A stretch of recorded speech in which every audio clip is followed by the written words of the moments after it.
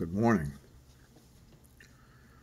I'm not naive enough to think that the most recent video I created actually just yesterday may cause some consternation, some resistance, or at least some dismissing on the grounds that in terms of the gospel and the Lord Jesus Christ, it's either too, I don't want to say philosophical because that would be elevating it. Too much conjecture, maybe. Too much of derivative thought, too much of vain imagination, too much of whatever, man's musings. Yeah, vain imaginations. And I understand that. And by the grace of God, I'm able to appreciate that. But we have an issue. We all have an issue, regardless of who we are, when handling the matter of consciousness.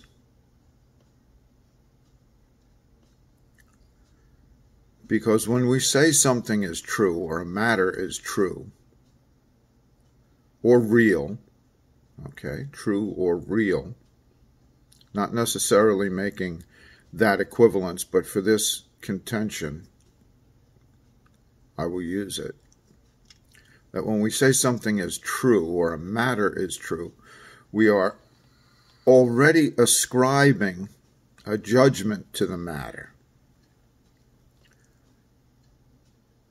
The matter is in flux, so not flux, let's say superposition, to use the word.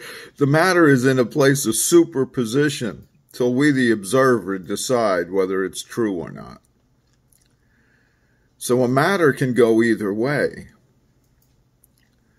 But this matter of truth that we have in our consciousness, that it is real, that it is the thing by which we measure all other things, is inescapable, fundamental. It comes with consciousness. It comes with consciousness. It cannot be separated from it. It doesn't matter whether you call yourself a believer, you call yourself an atheist, you call yourself a believer in some other God than the Lord Jesus Christ and his Father in one, that the matter of truth is always paramount in the consciousness. And so things, whether they be material things, ideas, are always measured in terms of their truthfulness. And if they are found true, they are held to whatever measure they are held. If they are not found true or adjudged false, they can be disregarded. They can be disregarded. So truth has in itself, in our consciousness, that place and holds that place of preeminence.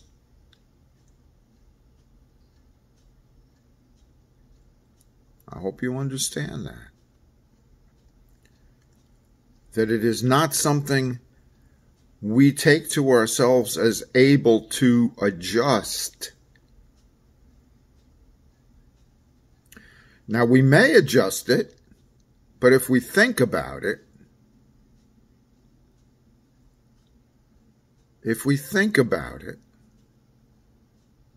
we'll see that to do that would be dishonest and not true. If truth can be manipulated in any way, it is not truth. And so all matters under any consideration are held against this in the consciousness. And of course, were we to consider whether consciousness is true, it's inescapable that we've already entered the game, so to speak. And I use game in the broadest sense I can, not necessarily as a folly, but as in the way our consciousness is working in us. So we are unable, with consciousness, to determine whether consciousness is true or not. It is a de facto situation for us, an a priori, that we cannot escape.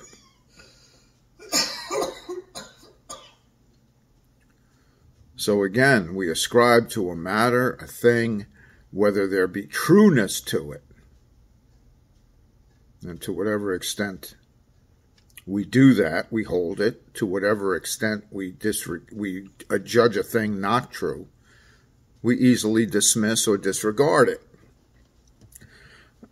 And intent and motive always enter into these things, especially when judging among men and judging among matters pertaining to men that are at heart our most fundamental dealings with one another. Is the man true? Is the man speaking true? He can be deceived and be truly deceived and speak according to a truth that he is holding, but that does not bear examination. I'm moving my head trying to get this reflection out of my glasses. Maybe it's just better to do this. The screen becomes a little fuzzy to me, but that's really not your issue or problem. So, facts and truth often have to be reconciled. Guns don't kill people, people kill people. Well, guns don't kill people, bullets kill people. Well, bullets don't kill people, hemorrhaging kills people. Or severing the spinal column at the medulla kills people. You see where we can go with this? So motive and intent always enter in.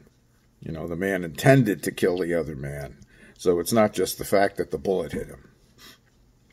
Because man can accidentally discharge a weapon. So motive and intent.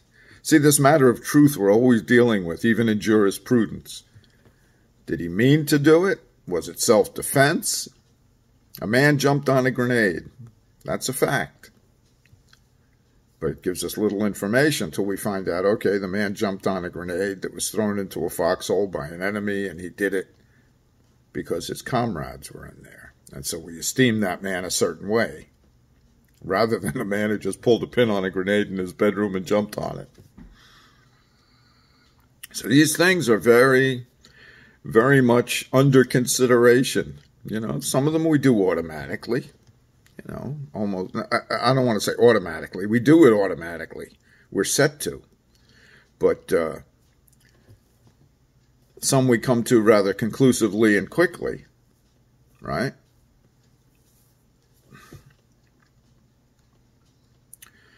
And we can imagine a million scenarios in which anything can be phrased in a certain way that could mislead or misguide or, you know, could say a man jumped on a grenade to save his friends. And we might have a certain understanding of that, an image of that. But motive and intent are always at the heart of things. Motive and intent are very much what we deal with in what we call the creation.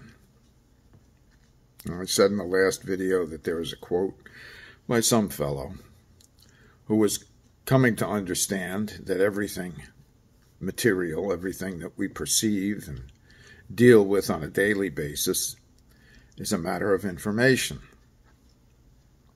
If it's an it, it's a bit. There's information to it. And again, this should not be strange to the believer. The heavens declare the glory of God. So even all of these things in creation are to an end of imparting information, a declaration. And so this matter, again, of truth in the consciousness as being inescapably linked, unutterably inseparable, I should say, is important.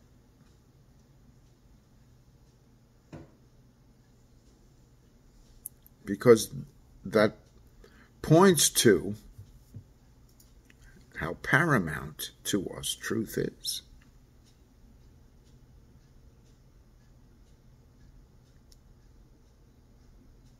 And when the Lord Jesus says He is the way, the truth, and the life, in essence, the believer may hear, and I say that rather than should hear, but when he hears, he knows it should be understood that there are things that point to these matters, but he himself is the full embodiment, if we can say that, because he is the truth before he entered a body. But he is the full embodiment of those things. He is the way, the truth, and the life. So all other things that may be considered life have to be brought to be understood in terms of what the life is. Things considered to be true or of truth are to be brought to the embodiment of the truth for consideration. And likewise with the ways, particularly the ways of man. If our ways, and many of our ways, are not in alignment, those of us who believe understand that once they were even more grievously out of alignment with the way, they were our ways.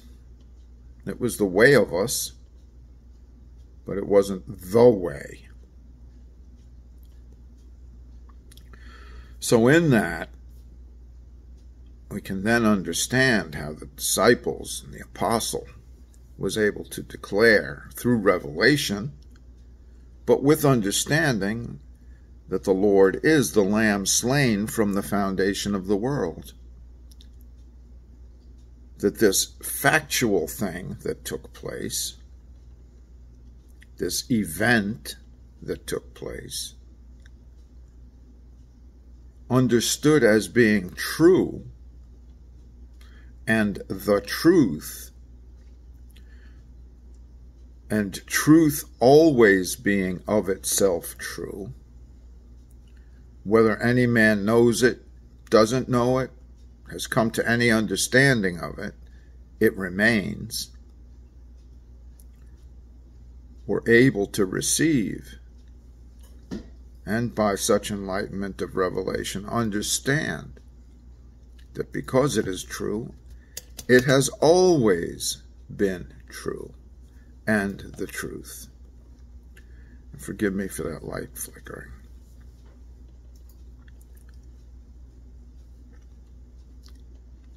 You see, it doesn't matter that 2,000 years ago men had no understanding of atoms. Does that mean atoms weren't there for them? No, right? I mean, if we accept that as true.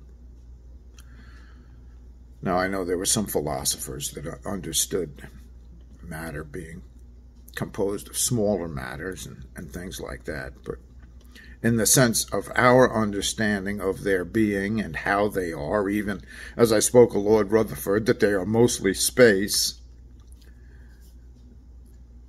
2,000 years ago, 1,500 years ago, 500 years ago. Doesn't matter. That man didn't understand, see, or have any ability by the technology developed from his mind to gauge or measure. These things absolutely were. And men have understood all about gravity from the beginning, right? If you drop a rock, it falls to the earth. But that doesn't mean that they had any sense of acceleration. I mean, even the most primitive mind, as we might describe it. But now we have all sorts of equations and all sorts of calculations for how gravitational forces affect bodies, even bodies in space, and how things are kept in their orbits, falling around one another, so to speak. So I understand, like I said, that there may be some consternation getting off too much into vain imaginations, useless conjecture, speculations, and that may well be, and I'm easily accused of that often. But the matter of truth is not something we should dismiss, because each of us holds it. And if we lie and say we don't, that's obvious too. That we care nothing about truth. No, everything is measured in our consciousness. And so this matter of truth being in the consciousness is very consequential, especially to the believer, especially to the one who claims to now have the mind of Christ. Because he's been delivered from anything of what he might have easily called his truth, or he may make the claim of it, but that will be shown. Being delivered from his truth, which may be to him subjective, may be to him in all matters flexible, a lie, because truth is not flexible. But he may see these places of where he was once flexible in its regard, but now, confessing who the truth is, he is being held in his consciousness against something that is unchanging, unwavering, unrelentingly itself, himself even. And so it's the grace of God that these things be revealed to us, that we understand, first, by the grace of God, the truth is. It is not a construct. It's there in every man. At least the concept of it. And that is where we make our appeal. Man can not know all the facts of a matter, may not even be able to receive all the facts of a matter. But the truth of the matter is what is to be addressed. The truth of the matter is what is to be addressed. And by the grace of God, each given the Spirit of God,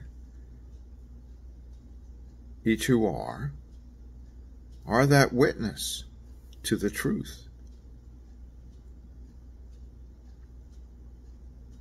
Even by their presence in the earth, in this material place for now, being that which holds other men against the truth of their consciousness. Now, some will dismiss you. Some will call you liar. And that's fine. That speaks to what is in their consciousness. That speaks of the form of their consciousness. But if we have the consciousness of God, That is what all is being held to. And not because of us, of course, not because of us, but because he in his grace has chosen to, even in this material realm, come to be known. And by being known, to do of his good pleasure here, even to its, I don't want to say change, but it will be changed. I don't want to say consumed, but it will be consumed.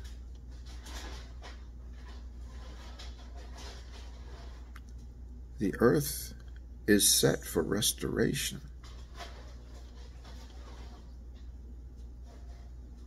All of creation groans in travail.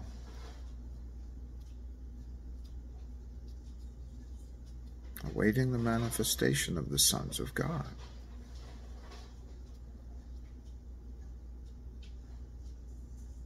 This link of what is true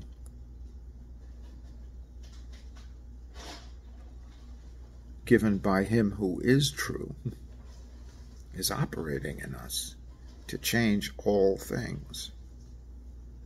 It is his operation in the changing, and we are mere vessels, that's all, carriers. God help me if anybody has too much of a difficulty with this, but even avatars.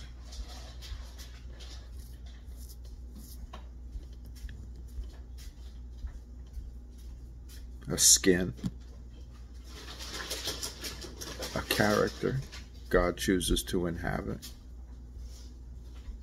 to affect his change, to affect his good purpose, which is true. Therefore, what sort of people ought we to be? Looking for and hastening to the day of God, till he be fully glorified in all his people. And all other skins have to come off, all other coverings, all other faces. And it's interesting, I watched a show the other night. Maybe that was the only reason I watched it, just so it could get to the place where one character said of another, they used to love to quote Shakespeare and Hamlet. And so a quote was recited. God hath given you one face, and you make yourself another. We are those done with that.